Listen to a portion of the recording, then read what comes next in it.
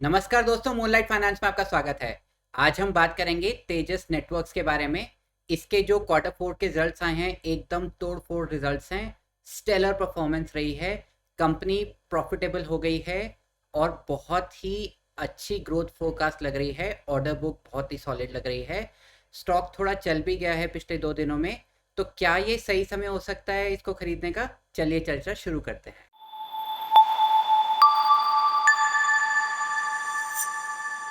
Quarter four के numbers पे एक बार नजर मारते हैं। रेवेन्यू ग्रोथ बहुत ही स्टेलर रही है, बिजनेस प्रॉफिटेबल हो गया है, ऑर्डर बुक बहुत ही शानदार नजर आ रही है। एक बार कंप्लीट FY24 के नंबर्स देखते हैं। नेट रेवेन्यू है 2471 करोड़ का। ये ईयर ऑन ईयर 168% की ग्रोथ है। प्रॉफिट आफ्टर टैक्स 63 करोड़ का है। अगर हम क्वार्टर फोर के नंबर्स देखें खाली, तो 1327 करोड़ का रेवेन्यू है। उसमें जो ईयर ऑन ईयर ग्रोथ है वो 343% की है। प्रॉफिट आफ्टर टैक्स देखें तो 147 करोड़ का है। तो ये क्या हुआ कि क्वार्टर फोर में तो प्रॉफिट आफ्टर टैक्स 147 करोड़ का है, लेकिन फुल ईयर FY24 का प्रॉफिट आफ्टर टैक्स सिर्फ 63 करोड़ का है। ये इसलिए हुआ क्योंकि कंपनी अभी प्रॉफिटेबल हुई है, पहले लॉसेस थे। ऑर्डर बुक बहुत ही शानदार है, 8221 करोड़ की। तो अगर आप देखें तो पूरे साल का रेवेन्यू था 2471 करोड़, और जो ऑर्डर बुक है at the end of Q4 8221 crore. और इसमें से जो सबसे बड़ा ऑर्डर है इनका, जो BSNL का ऑर्डर जो एग्जीक्यूशन चल रहा है, वो 7500 करोड़ का ऑर्डर है। और उसको इन्होंने 12 to 18 मंथ्स में कंप्लीट करना था, उसमें से कुछ समय ऑलरेडी हो गया है। तो ऐसा नहीं है कि ये जो ऑर्डर बुक है ये अगले 3 4 5 सालों की है। ये अगले 2 साल में ही इनको ये सारे प्रोजेक्ट कंप्लीट करने हैं। तो गिवन दैट अगर आप देखें तो रेवेन्यू 2471 का किया है कंपनी ने पूरे साल FY24 में, और इनको 8221 का करना है अगले 2 साल के अंदर अंदर। और इसमें से जो मेजॉरिटी है वो FY25 के ही हैं। तो given this, it looks very good. एक बार रेवेन्यू अपडेट देख लेते हैं FY23 का, और जो FY24 का रेवेन्यू ब्रेकअप है। इंडियन गवर्नमेंट से जो प्रोजेक्ट्स हैं वो 36% कंट्रीब्यूट करते हैं FY24 का रेवेन्यू देखें तो, और उसमें जो ईयर ऑन ईयर ग्रोथ है वो 247% की है। इंडिया प्राइवेट सेक्टर का 54% कंट्रीब्यूशन है, ईयर ऑन ईयर ग्रोथ 172% की रही है। इंटरनेशनल सिर्फ 10% है contribution, but year on year growth इसमें भी रही है 3% की। और जो क्लोजिंग बैकलॉग है 8221 करोड़ का, उसमें से जो इंडिया के प्रोजेक्ट्स हैं वो 7958 करोड़ के हैं। और जैसा हमने पहले भी डिस्कस किया, मेजर इसमें BSNL का प्रोजेक्ट है। और इंटरनेशनल बिजनेस की जो ऑर्डर बुक है वो 263 करोड़ की है। नंबर्स को और डिटेल्स में देख लेते हैं। Q4 FY24 के नंबर्स देखें। Revenue growth 343%, EBIT growth 669%, profit before tax 960%, profit after tax 1380%, EPS 1330%। FY24 का फुल ईयर का देखें, revenue 168%, EBIT 178%, profit before tax 335%, profit after tax 273%, EPS 251%। एकदम स्टेलर नंबर्स हैं। अब मुद्दे की बात यह है कि क्या इस तरह के नंबर्स कंटिन्यूड रह सकते हैं आने वाले FY25, और काफ़ी हद तक FY26 की विजिबिलिटी काफ़ी शानदार है। ऑर्डर बुक बहुत ही शानदार है। रेवेन्यू ग्रोथ की विजिबिलिटी बहुत ही क्लियर है। अगर ये प्रोजेक्ट जो मेजरली जो BSNL का प्रोजेक्ट है उसको अच्छे से एग्जीक्यूट कर पाते हैं, तो आने वाले समय में BSNL के सक्सेसफुल एग्जीक्यूशन के बेस में कंपनी को और अच्छे प्रोजेक्ट्स भी मिल सकते हैं, बोथ डोमेस्टिक और इंटरनेशनल। तो ये वाला प्रोजेक्ट बहुत क्रिटिकल है इस कंपनी के लिए एग्जीक्यूट करना। रेवेन्यू ग्रोथ देख लेते हैं। देखिए, FY20 से FY23 तक की ग्रोथ आप नॉर्मल मान सकते हैं, लेकिन FY23 से FY24 की ग्रोथ एकदम स्टेलर है। और ये आने वाले समय में भी कंटिन्यूड रहेगी जैसे जैसे ये BSNL का प्रोजेक्ट डिलीवर करेंगे। और प्रॉफिट आफ्टर टैक्स देखें तो कंपनी प्रॉफिटेबल हुई है FY24 में। इस तरह की कंपनीज को मार्केट्स बहुत पसंद करती हैं, जिसमें अभी अभी कंपनी प्रॉफिटेबल हुई है और आने वाला समय काफ़ी पॉजिटिव नज़र आ रहा है। तो एकदम स्टेलर रैली पिछले 2 दिन में रही है, और मुझे ऐसा लगता है कि रैली कंटिन्यूड रह सकती है आने वाले साल भर तक। Q4 के अपडेट्स देख लेते हैं। वायरलेस में देखें तो BSNL का 4G 5G इंस्टॉलेशन चल रहे हैं। वायरलाइन में देखें तो कुछ डील विंस हैं क्रिटिकल इंफ्रा में, और पार्टनरशिप हुई है इनके पास टेलीकॉम इजिप्ट में, अगर हम इंटरनेशनली देखें। कंपाउंडेड सेल्स ग्रोथ जो इंटरेस्टिंग एस्पेक्ट है वो TTM का नंबर है 152%। सिमिलरली कंपाउंडेड प्रॉफिट ग्रोथ में TTM का नंबर 271%। स्टॉक प्राइस CAGR बहुत ज़्यादा नहीं है, हालांकि पिछले 2 दिन में और चला है तो नंबर ये डिफरेंट होगा, बट उसके बावजूद मुझे ऐसा लग रहा है कि इसमें रैली अभी होनी बाकी है।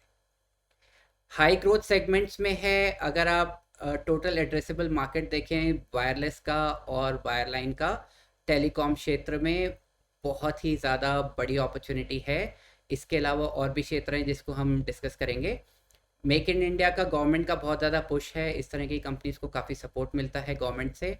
और चाइना से जो टेलीकॉम इक्विपमेंट का जो स्टोरी थी वो धीरे धीरे इंडिया की तरफ मूव हो रही है, तो उसका भी एक बहुत बड़ा बेनिफिट तेजस को मिल सकता है। तो आने वाले समय में अगर आप डोमेस्टिकली देखें तो BSNL का 4G 5G बहुत बड़ा इनिशिएटिव है। प्राइवेट टेलकोस का है 4G 5G, वो भी बहुत बड़ी अपॉर्चुनिटी है। भारत नेट की बहुत बड़ी अपॉर्चुनिटी है। ब्रॉडबैंड रोलआउट्स की बहुत बड़ी अपॉर्चुनिटी है।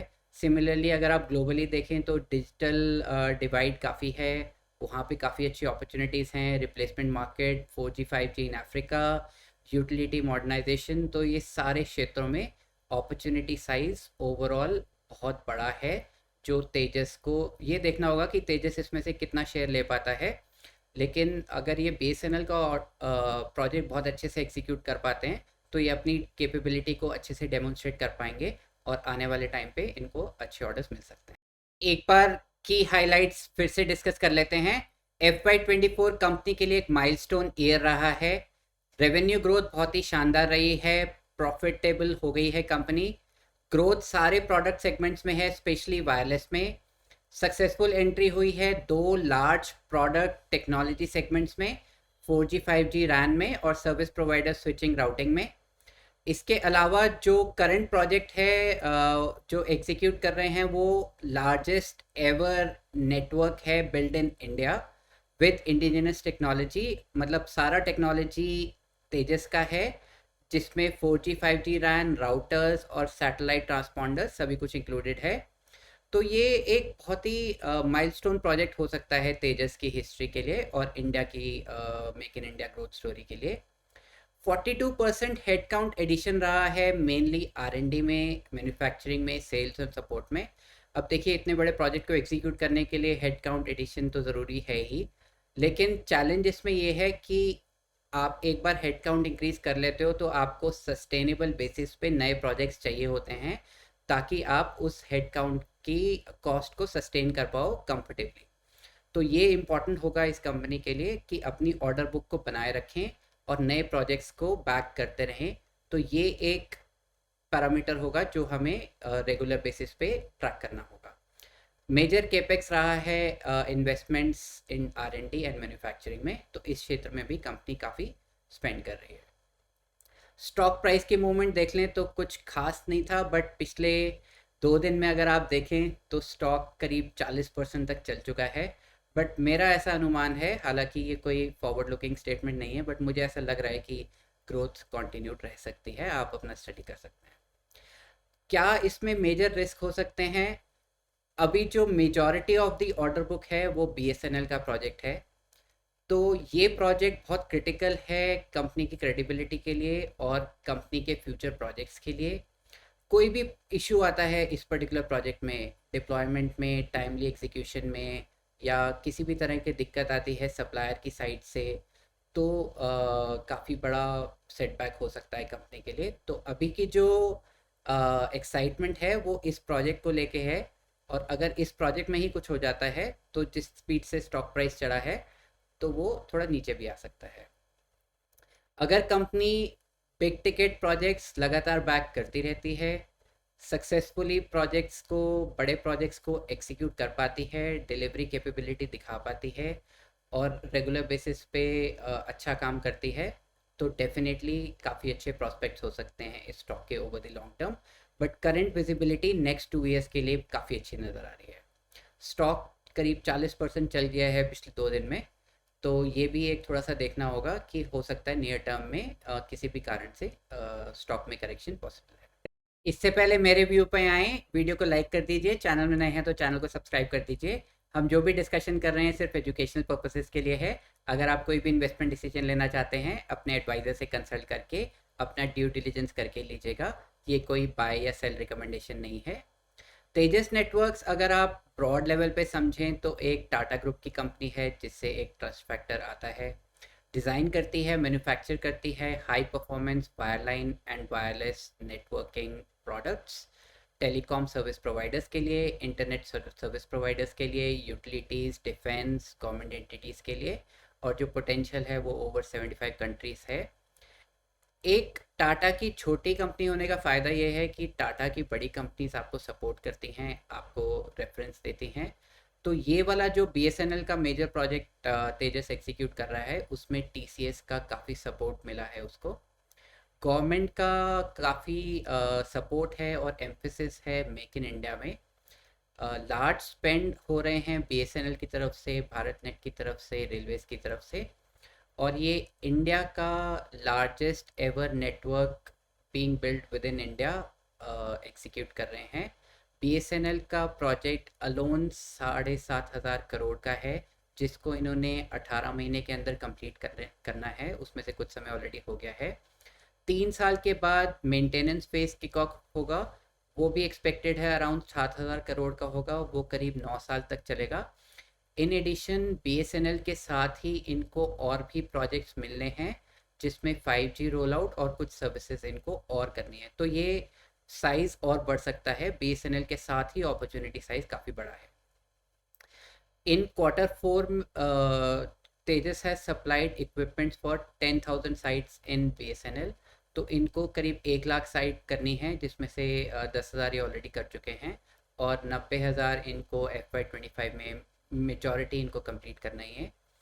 और टेलीकॉम इक्विपमेंट लगातार चेंज होता रहता है चेंजिंग टेक्नोलॉजी के साथ। तो तेजस के पास over a longer term opportunity size बहुत बड़ा है।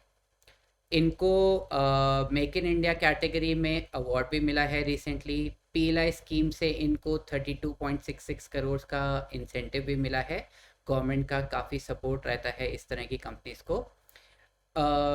चाइना में लोग बहुत ज़्यादा, अगर आप इंटरनेशनली देखें तो जो टेलीकॉम इक्विपमेंट के लिए चाइना जो पहले प्रेफर्ड डेस्टिनेशन थी, अब वो धीरे धीरे इंडिया की तरफ शिफ्ट हो रहा है।